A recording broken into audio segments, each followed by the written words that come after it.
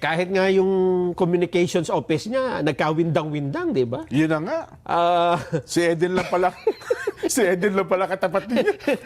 Pero mo na ba sabihin nung kanyang Yusek, ang kanyang sinasabi sa press con, pagkaharap yung mga reporter, ay iba kapag ka siya ay nag-vlog lang. Ibig sabihin, pag kami sinabi siya sa vlog, iba yun. Hindi yan ibig sabihin, dual personality ka pala, ateng.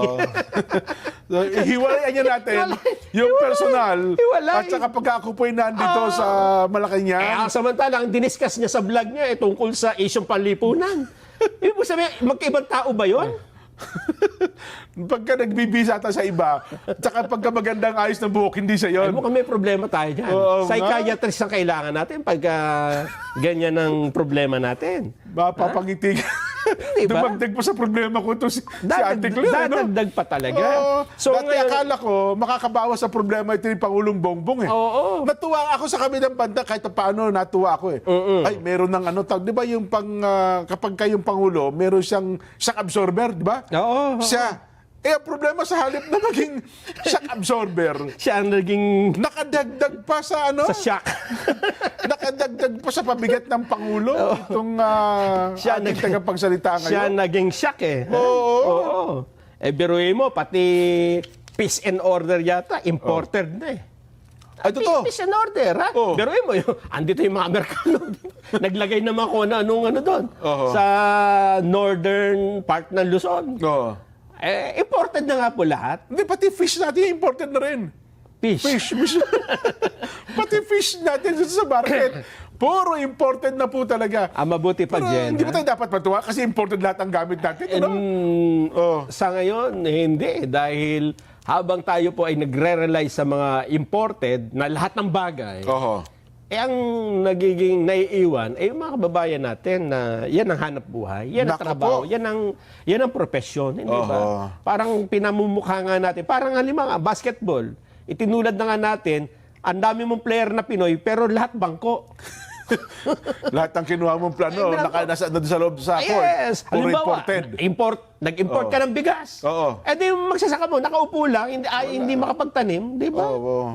Bangko lahat. Di ba sana kung bangko, supply mo lahat ng kailangan. Problema, hindi, nag-iikamos eh. Ni malamig na tubig, hindi mo nga inaabutan eh. Di ba? Nako.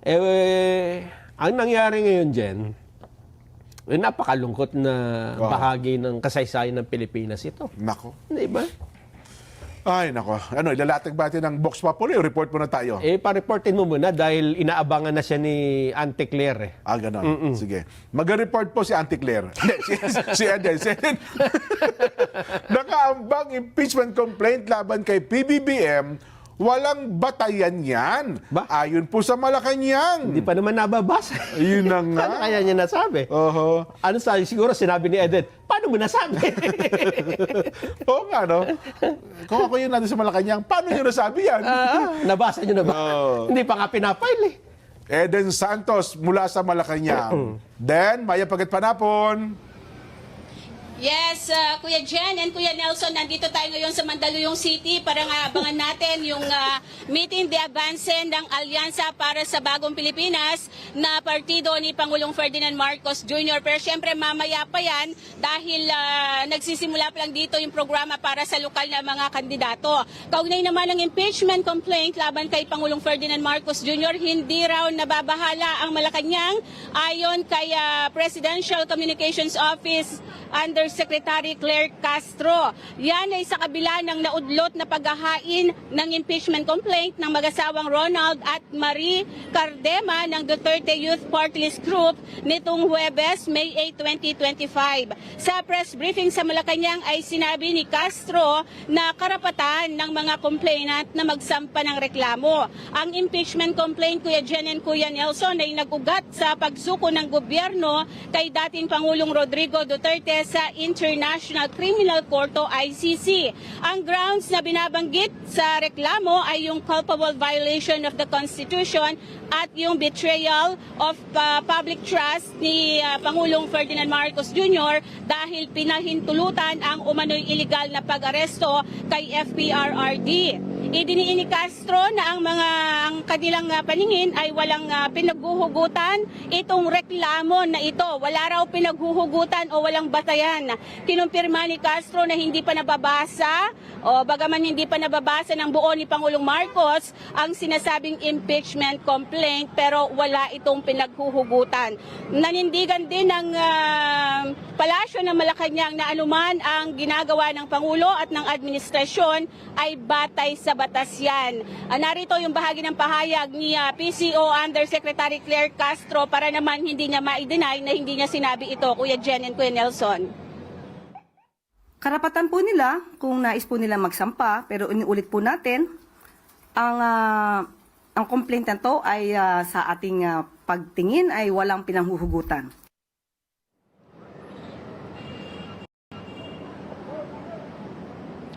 Kuya Jan, naniniwala ang ilang senatorial candidates ng alyansa na politika yung motibo sa planong paghahain ng impeachment complaint laban kay Pangulong Marcos. Yan ang kanilang naging pahayag sa huling senatorial press conference ng alyansa para sa Bagong Pilipinas kanina dito pa rin sa bahagi ng Mandaluyong City.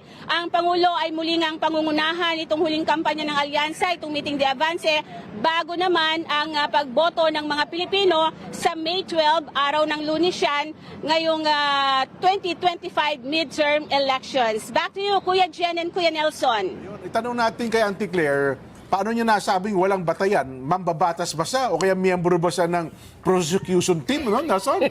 Kasi alam ko sila nga lang magsasabing walang batayan yan eh. Oo nga, tama. Kung ikaw ay miyembro ng ng Kamara de Representante, di ba? Reaksyon lang naman niya. Ganon? Oo. Hindi, para sa kanya, yun na ang ano eh. Walang batayan yan, walang ano yan. Oh. Then, paano? Then, nakuha mo na ba yung binibigay kong bag sa'yo? Oo. Pinabibigay ko sa yung bag eh. Kuya Jen, Kuya Nelson, Kuya Jen, hindi kasi natin alam yun, hindi natin nabasa, kaya wala tayong masasabi tungkol dyan. Pero yung kay Yusek Claire Castro, basta abangan natin yung latest dyan sa impeachment na yan, kung matutuloy ba o hindi, kasi nga naudlot naman pansamantala yan. Ayun. Sige. Thank you very much, Eden. Ano ha? Meron kasing bag na ibibigay sa Louis Vuitton ang pangalan eh. Gawang Pinoy. Gawang Pinoy pala yan. Kunin mo na din. Ang ganda. Marikina yan, Marikina. Oh, Louis Vuitton. Bagong tayo yan eh. Nagpapagawa nga rin ako sinturon eh. Itong 8 pangalan. Ano ha? Report na muna tayo? Report? Report pa tayo, Nelson? O ito muna ang 8? Well, ilistahan mo? Oo. Andyan na ba? Ito na. Sigurado ka na? Ito, Baka mapagalitan tayo dyan, ha? Hindi, naibigay Babasahin na mo naman. na? Naibigay na naman ito sa atin. Hindi, wag mamaya na. Iyan mo na. I-clearance ko muna yan, ha? Iyan na naman. Sandali lang. Sandali lang. 8 lang naman ito. Mabilis lang to. Hindi. Kasi malay mo, biglang Sige. mabago dyan, ha? Oho. 6 na individual nagpanggap na taga-COMELEC, kaya daw hong mainobrang resulta ng eleksyon. Ba? Ayun lang, arestado sila. Sila ang naman ni Obra. Oo. Madeline Moratillo, detalye. Mads?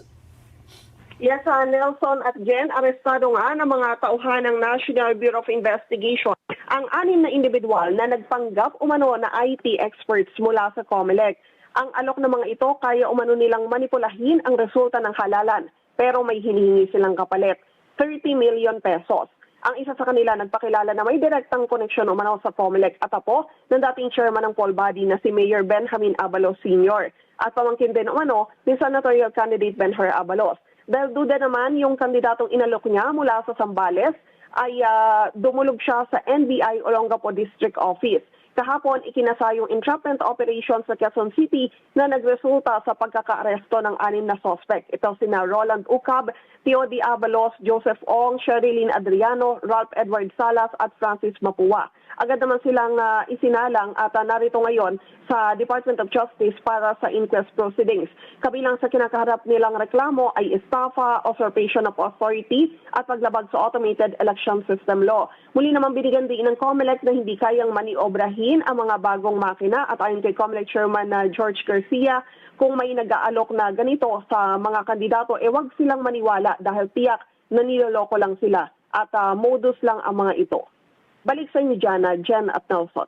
daw nila, pinaliwanag ba kung paano nila mamaniobrahin daw ito, Mads? Meron silang binabanggit daw na app na kaya raw maniobrahin itong bagong automated counting machines na gagamitin natin sa eleksyon. Ang sabi ng COMELEC, wala raw ganun. Ayun. Sana pinademo natin. Oho. Baka totoo. Hindi mo ba pinag-demo, Mads? Baka totoo. Oh. Malay natin, di ba?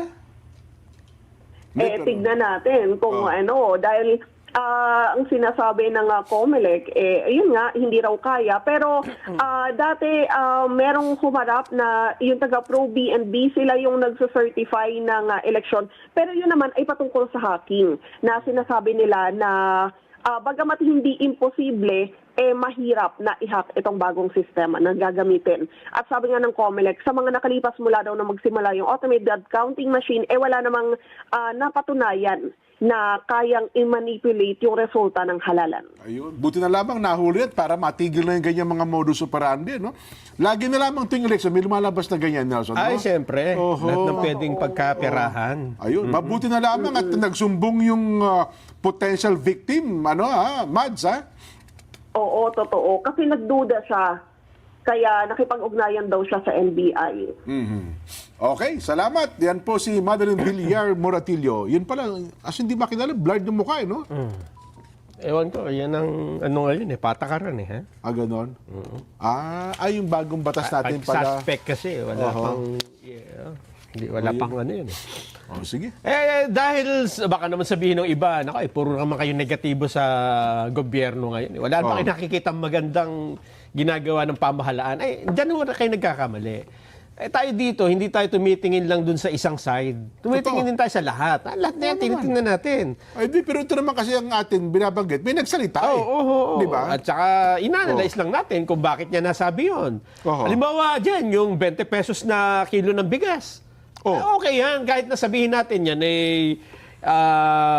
pansamantala lang, dahil parang band-aid solution, mabuti na kaysa wala. Ha? Okay. Bagamat yan po ay ipinatigil ng COMELEC dahil nga may 10-day ban, after election, itutuloy pa naman nila yan. Okay na yan, makakatulong yan sa ating mga babayan, pero sana tulungan din yung mga magsasaka. Ay, dapat lang. Yung local producer. Oo. Pero ito pa ang maganda dyan. Alam mo ba? Yung mga teacher na magbabantay sa eleksyon. Ay, napakasaya. Siguro tuwan-tuwa kayo ngayon, ha?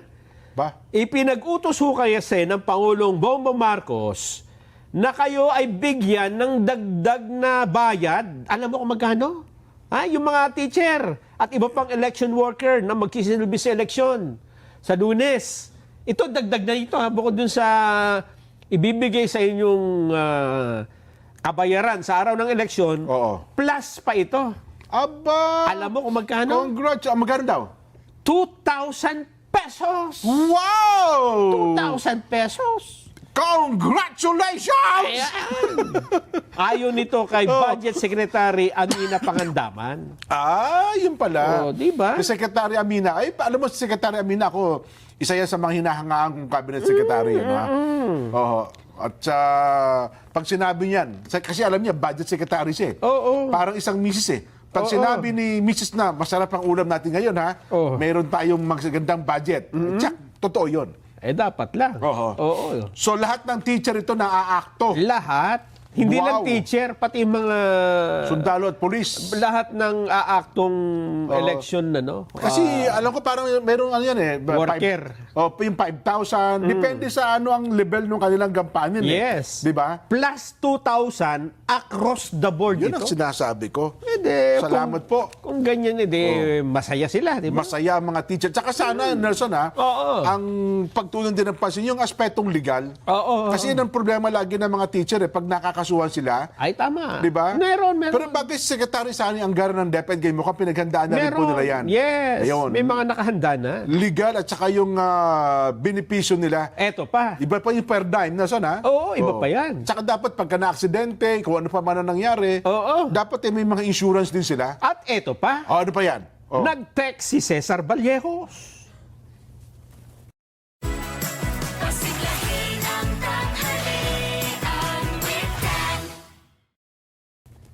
lahat ng akto sa election, sa Net25, Ay, ay, ay, ay, ay!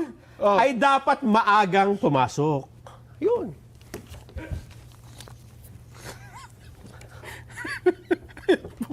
Yun lang. May point na ito. Tuldok. Tapos, Tuldok na period. period. Sabi ni Direk, may pagkain.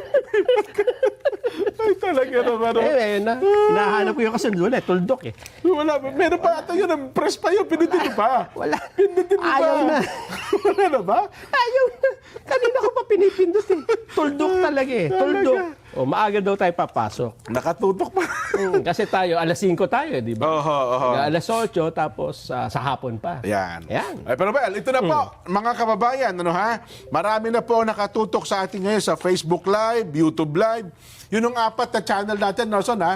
Sa YouTube, yun pong Net25 at saka Net25 News in